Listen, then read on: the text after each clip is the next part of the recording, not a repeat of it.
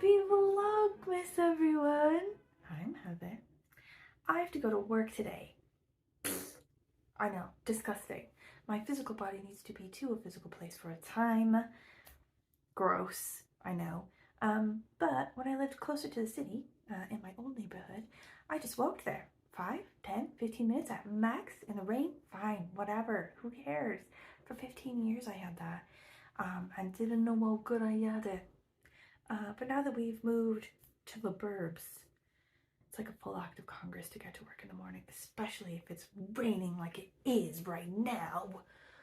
I have to either cycle in the rain with the pouring down and the spraying up for half an hour, or I have to take the train. And the train, she not good. She bad. She a bad train. Okay, she's never on time. She's always too full. She should not cost what she costs for the hassle that she causes you at the butt crack of dawn to get to work. I can see that easily becoming my favorite rant. Like, give me a beer, give me a stranger in a bar, and we gonna be talking about the train for a good several hours, is what I feel. Okay, but I'm not gonna go over the top. I'm not gonna stress out about it. I'm just trying to tell you there's not gonna be a lot of opportunity for Vlogmas things today. So maybe I will give you a look at my commute. Okay, so I think right now we should talk about happier things quickly in this time that we have. We should talk about my December TBR. I love a December TBR because it's usually crash time for challenges. Those weird reading challenges I decided I'm going to do in January, and then in December, weirdly, I'm still doing them. Okay, so my TBR, I got to kill off a couple of these challenges. Okay, also, I got library books due.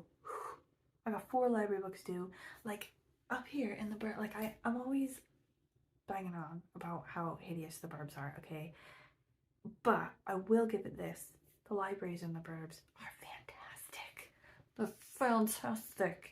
I wandered into these ones, like both of them. I was like, I'll just see what's going on. It's just like Galileo things. And immediately found a million books I'd been hoping to get at my other library for ages. They just were on hold. But here in the burbs, they're just out in the open. They're on a shelf. They're like, I'm available. Take me home. What? Anyway, so those ones I gotta do as well. As well, I have audiobooks that are coming due. And because they're popular, because I'm a basic bitch, they have loads of holds on them as well, so I can't renew them. Okay, so let's talk about it. Okay, December TBR. Okay, first one. I'm already reading it, so I gotta finish it off. It's Elmore Leonard, The Switch. I'm about, was it halfway through with it, I think? It's good. I think I like Elmore Leonard. I might read more of him. But basically, it's these 2 guys.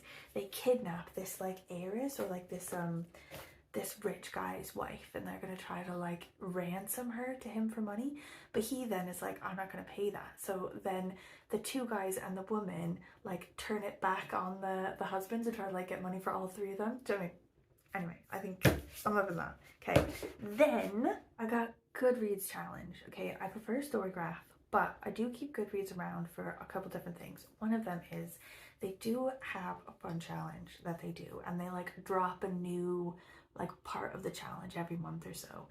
The one they just dropped is you've got to read one of the nominees for, like, the Goodreads like book of the year or something, you know. And I don't love the Goodreads books of the year because I think they're picked in a weird way, and I don't generally love them. However, I did see that one on the list is Murderland. Okay, it's by Carolyn Fraser. Okay, and it's about, so I'm from the Pacific Northwest, so I live in Cardiff in the UK, just in case you didn't know. I'm from the Seattle area, Pacific Northwest. Okay, and we have a lot of serial killers. And this book is basically, so it's about a lot of the serial killers in the Pacific Northwest, you know, like Bundy, Green River Killer, like blah, blah, blah. But it's like gonna sort of say about this theory that all of these like smelting factories and stuff, like Tacoma, which is south of Seattle, it like notoriously smells of butt crack. It's like the Tacoma aroma. Like somebody was like doing a concert there in the 70s or whatever, and they canceled their concert. They're like, I'm not performing here. It smells like my ass, you know?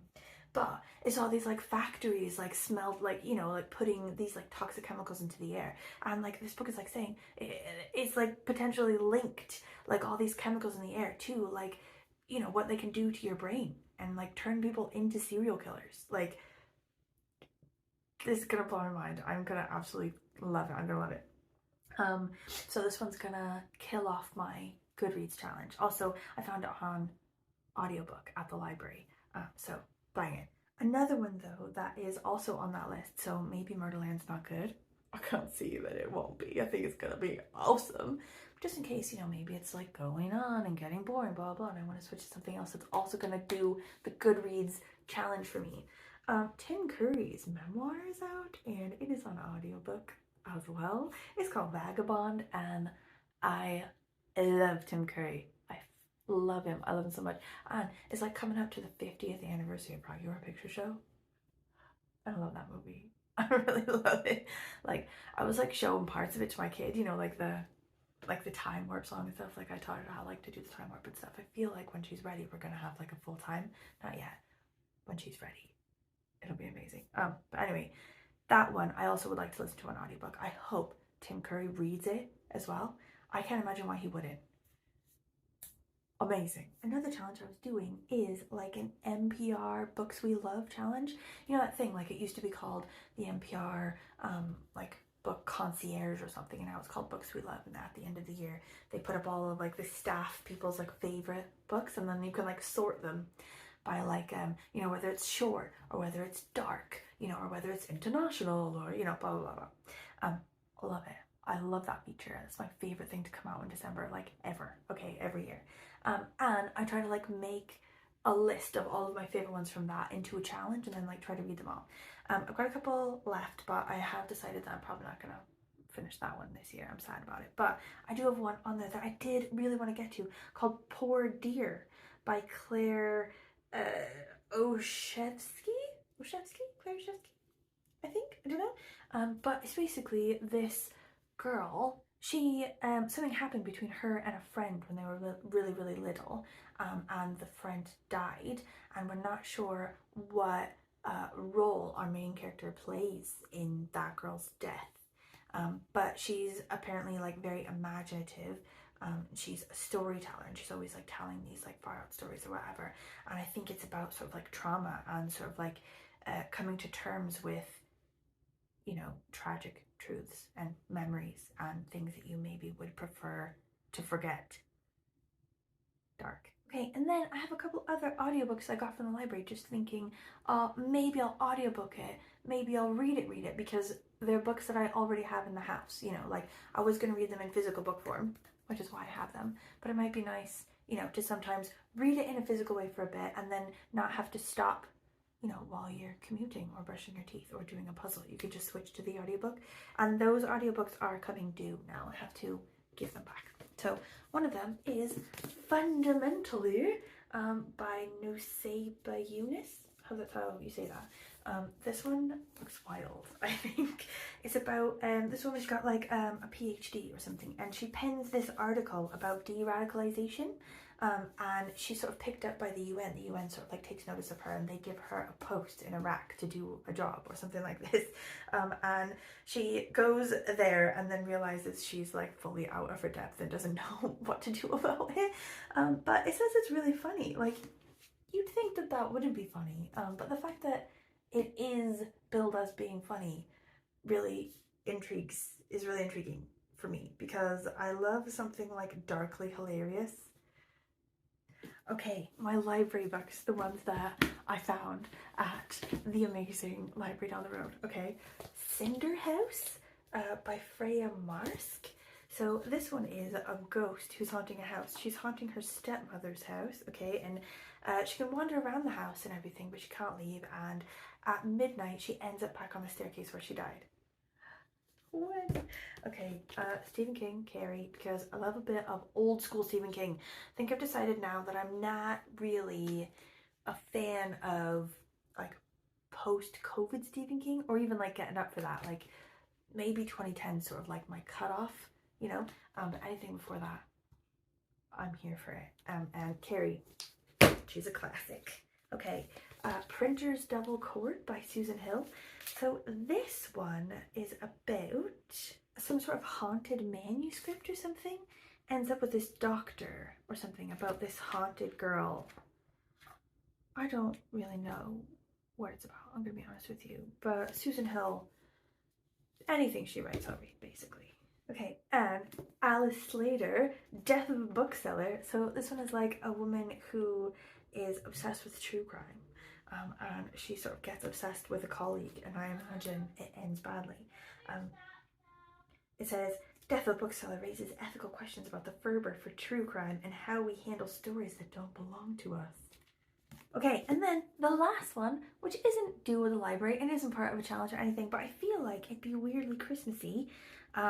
Death on Tap by Ellie Alexander is part of this like series of like crime and like whodunit books that take place in Leavenworth in Washington. So like back where I'm from, sort of like Seattle area, over sort of like mountains, is this weird German village that like I think at some point they decided they were losing too many people, you know, and their village was gonna die. So to like maintain their village, they like took on this like weird kitschy like persona that it was going to be like an alpine village, and now like all of the like houses and everything are super like German, and they serve like really German food, and like everything fits like the German theme. But this book and all these books like in this series like take place there because the author is like from there. I've had it for a bit actually, and I feel like I'm just feeling it. I'm just feeling the vibes of it for this month. Okay, that's it. That's all the books that I'm gonna try to get to. If you have, like, what are you reading for December? Tell me. I need to know. Like, do you know anything about these ones? Have you read them? Do you like them? Do you not like them? Spill the tea. I need to know. Please, let me know. And also, if you have your sights set on something for this month that you're really excited for, I feel like you should also tell me that, so I can write it down and then read it.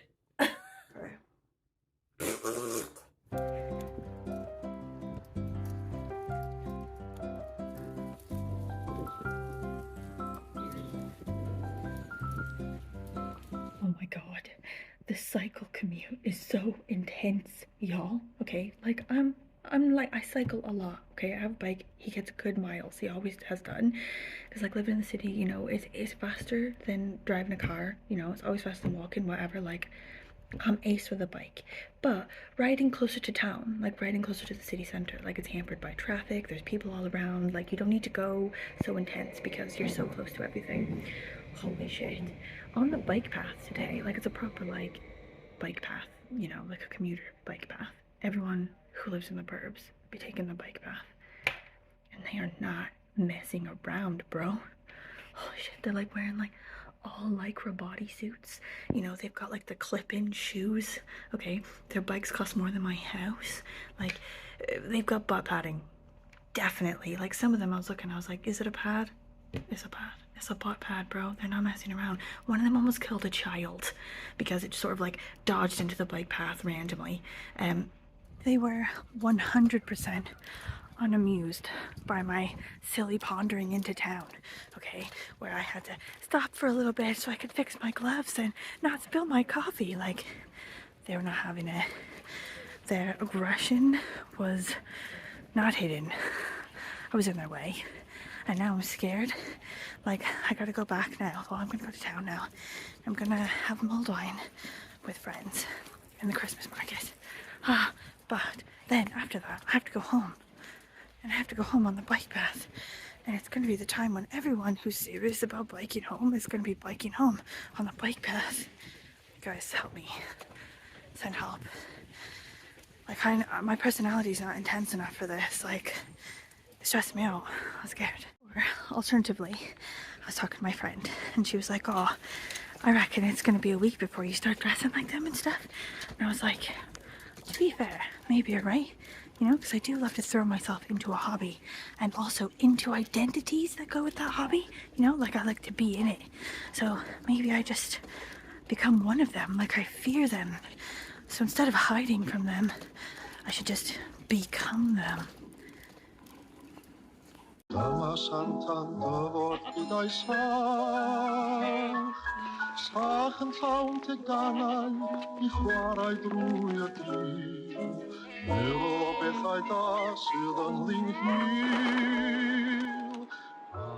Hey, that's a wrap. I think tomorrow we should do art. Or talk books again. I don't know, because that was fun. I don't know. We'll see. Okay, see you tomorrow.